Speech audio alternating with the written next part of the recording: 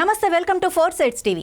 అయోధ్యలో రామమందిర నిర్మాణం ప్రతి హిందువు చిరకాల స్వప్నమని Nizamabad urban MLA, Ayodhya Telangana co convener Dhanpal Suryanarayana అన్నారు. బాలరాముడి ప్రాణ ప్రతిష్ఠ కోసం యావత్ దేశం ఎదురుచూసిందని, దాదాపు 500 ఏళ్ల నాటి కళ నేటితో సాకారమైందన్నారు. నగరంలోని ఖిల్లా రామాయణంలో ఏర్పాటు చేసిన వేడుకలలో కుటుంబ సభ్యులతో కలిసి ఆయన పాల్గొన్నారు.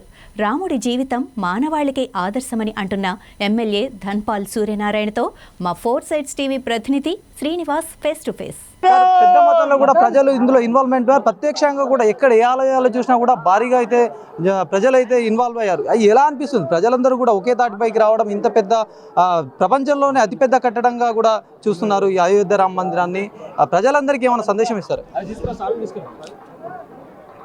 రాముడి సేవలో రాముడి భక్తుడిగా కావడం అనేది ప్రజలందరూ కూడా కోరుకుంటారు.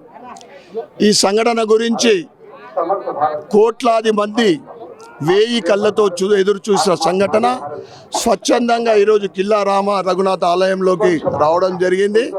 నిజంగా వారందరూ కూడా ఈ రాముడి సన్నిధానంలో ఈ అయోధ్య రామ మందిర ఘటనని వాళ్ళందరూ కూడా సంఘటనను చూడడం అనేది నిజంగా వారి కళ్ళలో ఆనంద బాష్పాలు, నిజంగా మర్చిపోలేని సంఘటన ఇక్కడ.